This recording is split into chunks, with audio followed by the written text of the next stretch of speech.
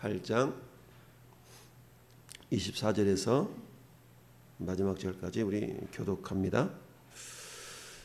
그때 내가 제사장의 우두머리들 중 12명 곧 세리베와 하샤바와 그 형제 10명을 따로 세우고 그들에게 왕과 무사들과 방백들과 또 그곳에 있는 이스라엘 무리가 우리 하나님의 성전을 위하여 드린 은과 금과 그릇들을 달아 주었으니 내가 달아서 그들 손에 준 것은 은이 650달란트요 은그릇이 100달란트요 금이 100달란트며 또 금잔이 20개라 그 무게는 1000다리요 또 아름답고 빛나는 금같이 보배로운 놋그릇들이 2개라 내가 그들에게 이르되 너희는 여호와께 거룩한 자요 이 그릇들도 거룩하고 그 은과 금은 너희 조상들의 하나님 여호와께 즐거이 드린 예물이니 너희는 예루살렘 여호와의 성전 골방에 이르러 제사장들과 레위 사람들의 우두머리들과 이스라엘의 족장들 앞에서 이 그릇을 달기까지 삼가 지키라. 이에 제사장들과 레위 사람들이 은과 금과 그릇을 예루살렘 우리 하나님의 성전으로 가져가리 하여 그 무게대로 받으니라. 첫째 달 12일에 우리가 아하와 강을 떠나 예루살렘으로 갈새 우리 하나님의 손이 우리를 도우사 대적과 길에 매복한 자의 손에서 건지신지라. 이에 예루살렘에 이르러 거기서 3일간 머물고 제4일에 우리 하나님의 성전에서 은과 금과 그릇을 달아서 제사장 우리아의 아들 모네모스의 손에 넘기니 비냐스의 아들 엘라살과 윗사람 예사의 아들 요사밧과 빈누의 아들 노아닥에 함께 있어 모든 것을 다 세고 살아보고 그 무게의 총량을 그때에 기록하였느니라. 사르파의 자의 손 곧 이방에서 돌아온 자들이 이스라엘의 하나님께 번제를 드렸는데 이스라엘 전체를 위한 송아지가 12마리요 또 순양이 96마리요 어린 양이 79마리요 또 속죄제의 숫염소가 12마리니 모두 여호와께 드린 번제물이라. 우리가 또 왕의 조서를 왕의 총독들과 유발에 대한 건너편 총독들에게 넘겨주매 그들이 백성과 하나님의 성전을 도왔느니라. 아멘. 할렐루야. 고백합시다. 하나님이 기뻐하시는 공동체. 아멘. 하나님이 기뻐하시는 공동체. 하나님께서 이스라엘 백성들을 이제 바벨론 포로 70년 만에 예루살렘으로 회복시키는 그런 은혜의 지금 과정을 계속적으로 에스라 선지자를 통해서 말씀하고 있죠. 1차로 스룹바벨과 여호수아, 예수아라고도 하죠. 예수아를 통하여서 약 4만에서 5만 명 정도 인원이 귀국을 하게 되죠. 귀환이라고 그러죠. 그래서 그들이 성전의 지대를 놓고 그만 사마리아인들의 방해 공작으로 그 사역이 멈춤을 당하고 만다. 이게 16년 동안 다리오 왕 2년까지 16년 동안 결국 멈춤을 당하고 마는데 이때가 주전 520년 정도 된다. 근데 이때 학계 선자와 스가랴 선자를 통해서 다시 한번 그들을 권면하고 책망하고 격려하고 위로하는 가운데 결국 여호와 성전이 지어지게 되는데 이것을 보통 스룹바벨 성전이다 이렇게 얘기를 합니다.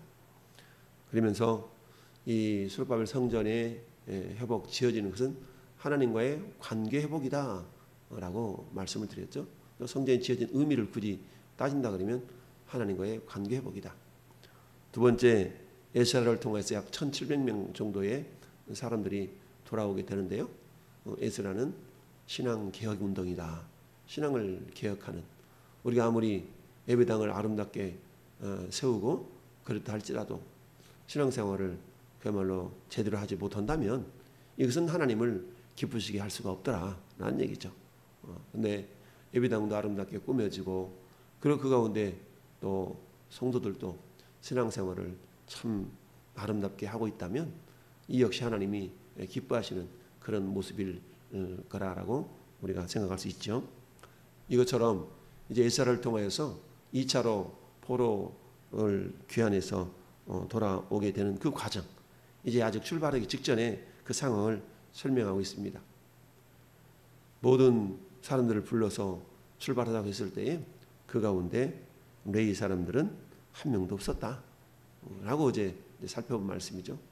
그러자 에스라가 사람들을 다시 불러 모아놓고 지역마다 가서 레위 사람들을 찾아오라 라고 해서 레위 사람들이 불러 모아지고 이제 떠날 준비가 됐을 때 곧바로 떠난 것이 아니라 그 다음 단계를 했던 것이 결국 금식을 선포하고 스스로 겸비하여 하나님께 우리의 평탄한 길을 구했다. 예루살렘으로부터 그 페르시아 그곳까지 가는 길이 직선거리로만 900km다. 돌아서 가는 그런 길을 아브라함이 본토 친척 아버지를 떠날 그 과정을 이렇게 생각해 보면 약 1500km가 된다라고 말씀드렸죠. 1500km를 정말 무거운 그런 어떤 보물과 그런 그릇들과 어린이들 또 어른들을 짐승들을 데리고 온다고 생각해 보세요. 야, 그게 약 4개월이 걸렸다라고 얘기를 해요. 1600km를 4개월 걸리면은 400km를 한 달 걸려야 되니까 한 달에 400km면은 야, 건 얼마입니까? 30일이니까 40일 잡는다 치고 하루에 10km를 가야 되잖아요. 어린아이 짐승들 데리고 하루에 10km를 그야말로 간다고 생각해 보세요. 물론 이게 가까운 거리면 가까운 거리일 수도 있겠지만 어린아이, 노약자 할 것 없이 다 걸어서 가는 거니까 10km면 우리 뭐 한 2-3시간이면 걸어서 갈 수 있는 거리지만 그러나 이것을 계속적으로 4개월을 걸어간다고 생각해 보세요.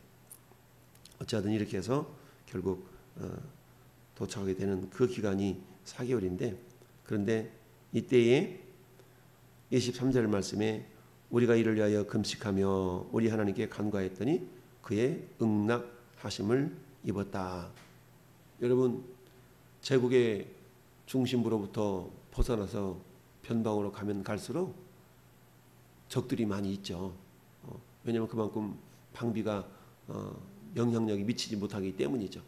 그렇다고 하면 당연히 우리가 22절 하반절 말씀처럼 우리를 도울 보병과 마병을 왕에게 구해야 되는데 그렇지 않고 하나님만 의지했다.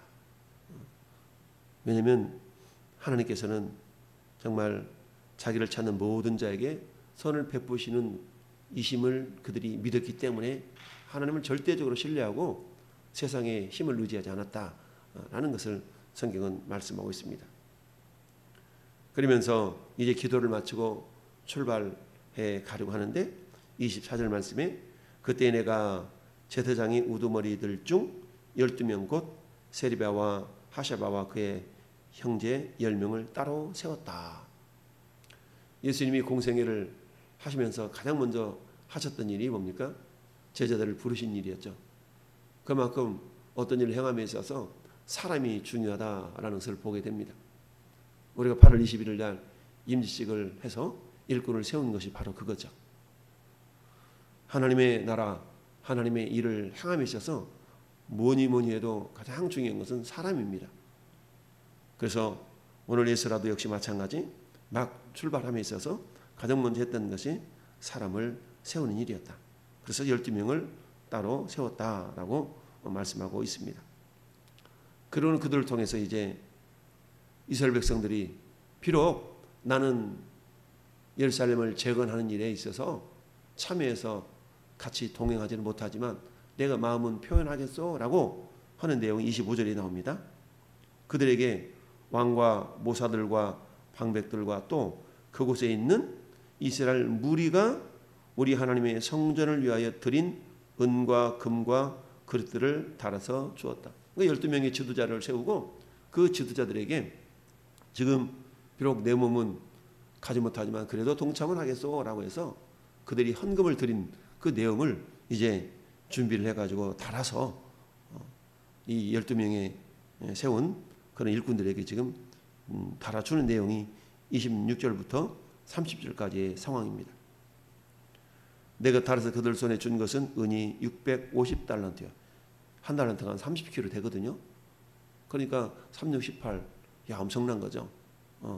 18톤 이상이 나가는 그런 엄청난 그런 분량인데 그것을 전부 다 들고 끌고 띠미고 이렇게 옮겨야 되니까 얼마나 힘들었겠어요.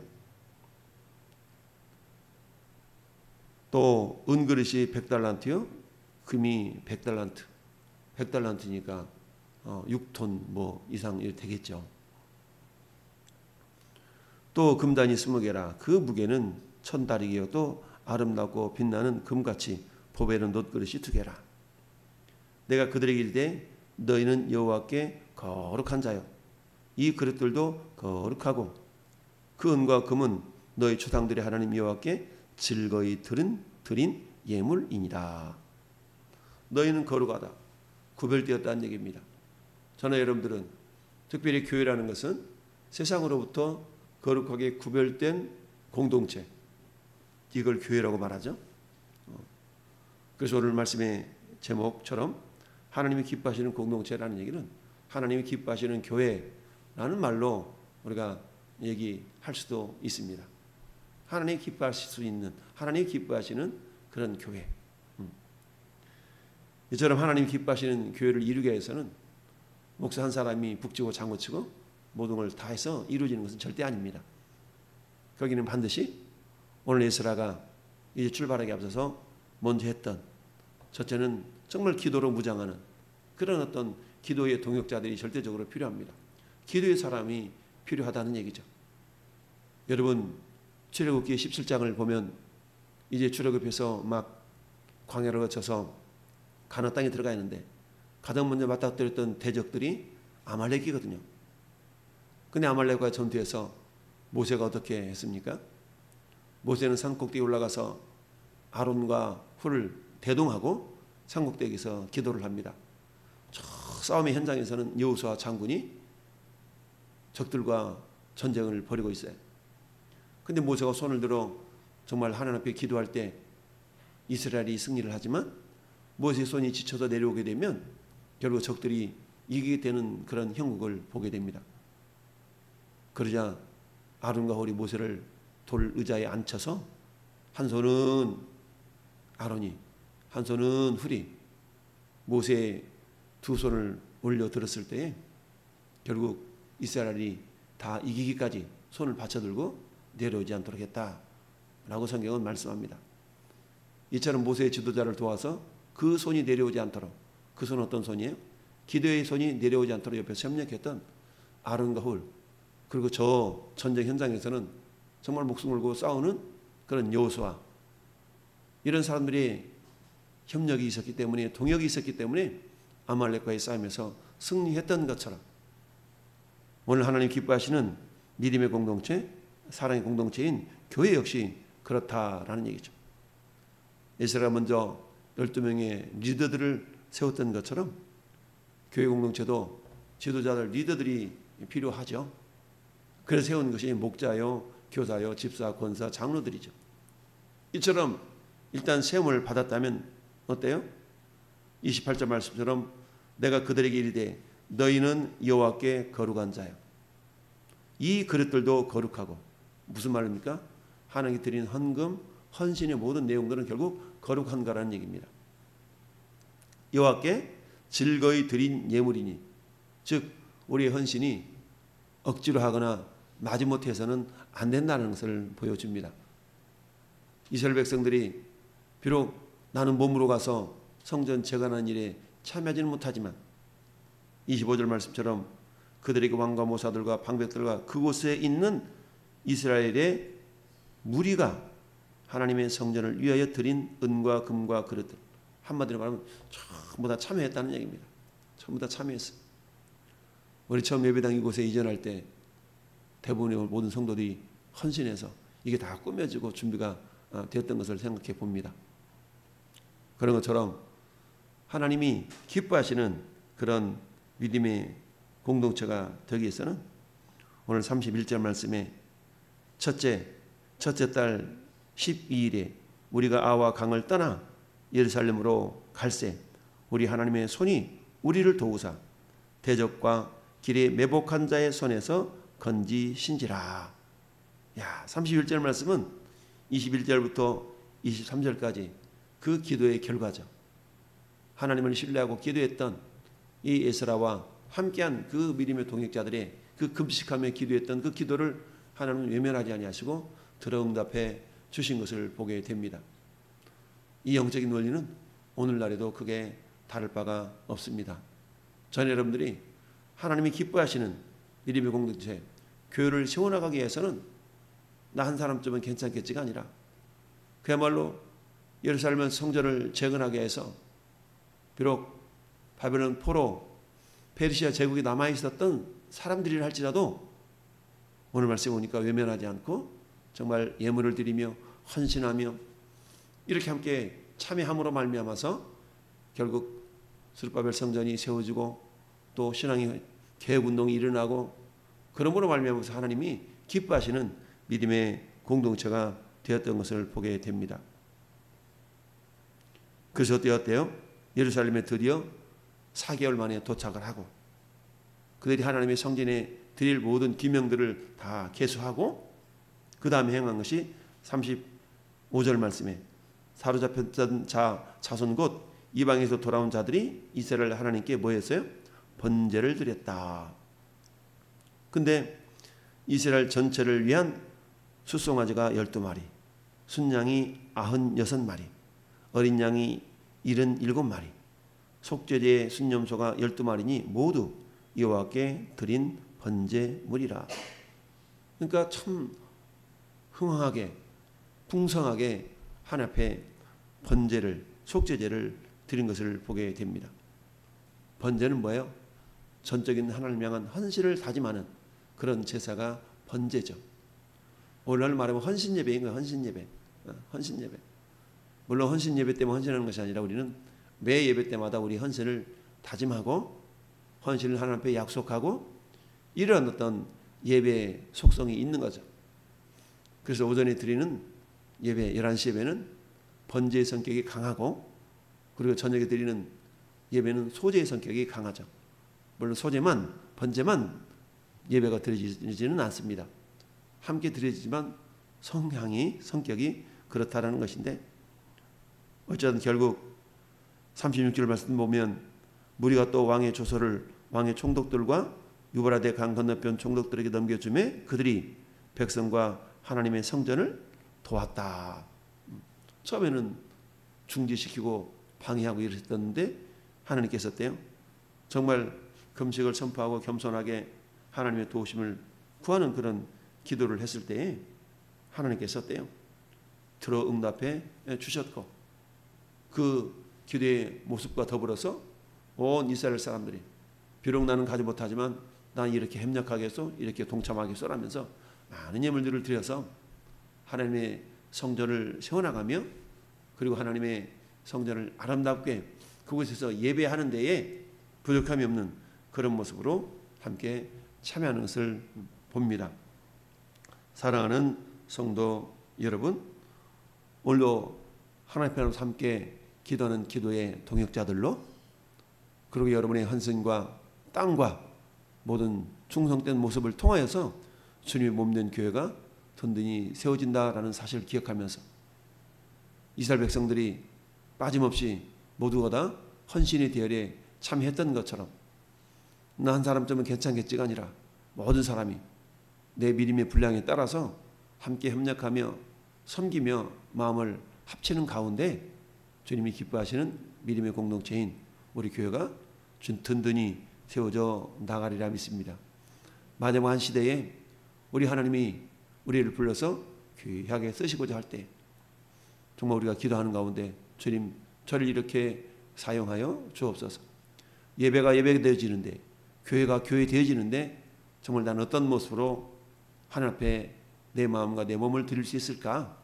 이 시간 한번 겸손하게 생각하며 기도하는 복된 시간 될 수 있기를 예수님의 이름으로 축원을 드립니다. 아멘. 걸어가신